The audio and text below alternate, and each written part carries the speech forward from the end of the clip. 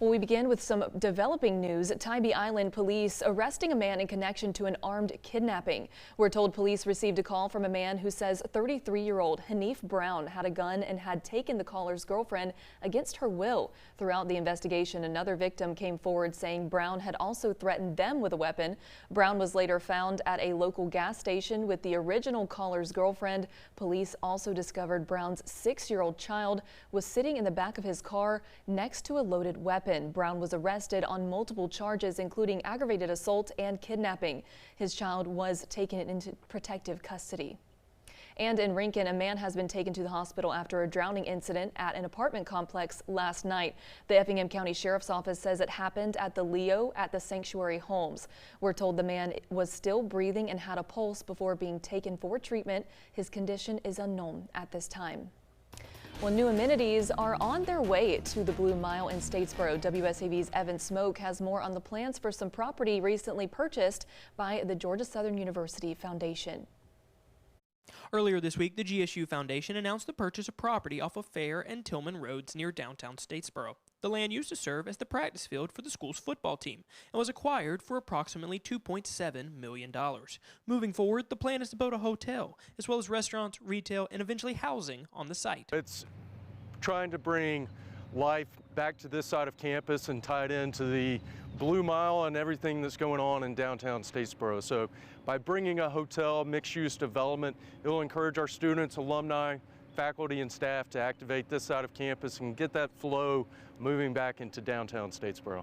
Included in this purchase is a portion of beautiful Eagle Creek, a revered waterway in school history. The plan is to enhance, not hinder, the creek. We plan on stabilizing the bank and improving the water flow, as it's certainly in need of some love right now, and we plan to do that. We're not going to change it from its mystical powers. We're going to ensure that it's stable and exists for many centuries to go.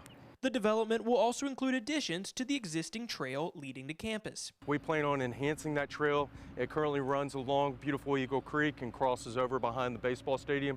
We will tie that into the core of campus, so you will then be able to go from downtown Statesboro across this property and flow into the center of campus, all on a trail network, which would be great for the citizens of Statesboro.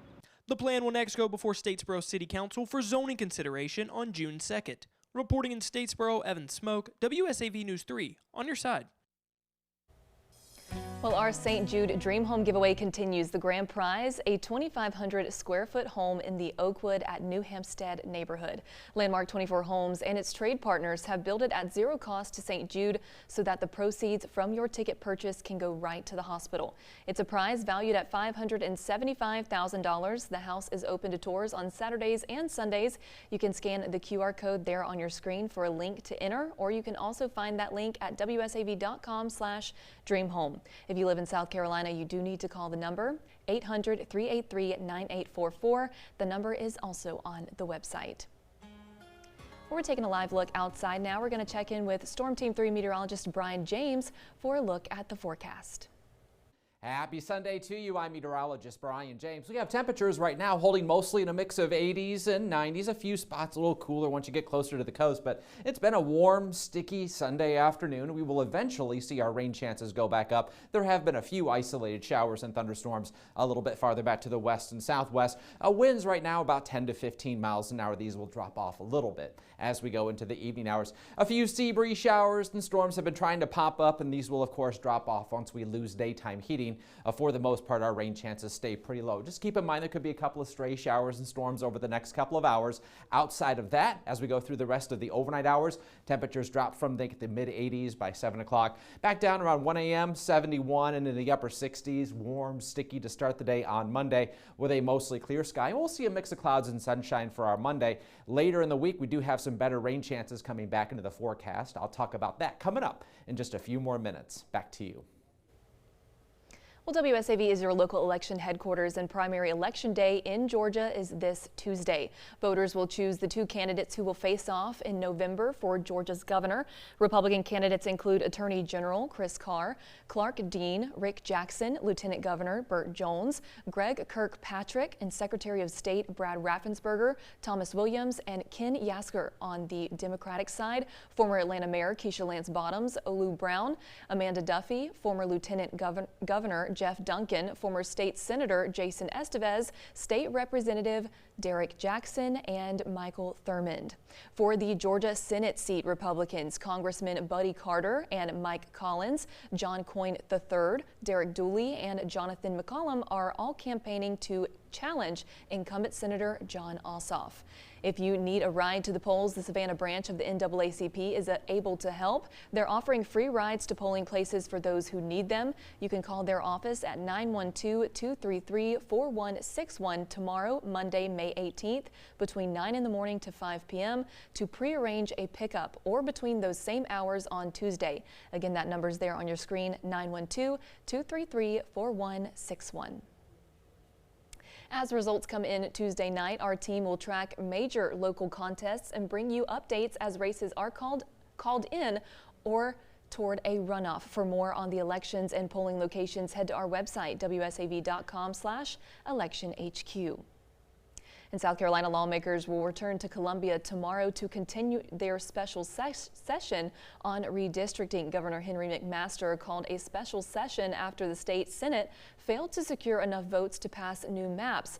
As Andy Weber reports, the change will likely give Republicans full control of the state's congressional delegation. South Carolina lawmakers were back at the Capitol in Columbia on Friday to try once again to redraw the state's congressional map. What I believe to be, as he testified, the primary drafter of such, and it was his best map effort to achieve 7 Republican representatives for 7 seats. A previous attempt was unsuccessful after the new map failed to earn enough votes in the state Senate on Thursday. Governor Henry McMaster was quick to call a special session, which not only gives both chambers another chance to vote, but also a lower threshold of a simple majority to pass new maps. Republicans currently hold 6 of the Palmetto State's 7 seats, with Jim Clyburn the lone Democrat in District 6. While we are changing perhaps some district lines, and while we are going through the process of new dates and filing periods, every South Carolinian who's eligible to vote should and will have the right to vote. This entire redistricting process and what led us to whether or not we will vote for this has been a sham. Democrats and a handful of Republicans oppose the idea, with some in the GOP arguing the effort may backfire come November, and Democrats contending that the public's actual voting power will be greatly diminished. Your individual actions as members is either going to be that of a good and committed South Carolinian and a great American, or not.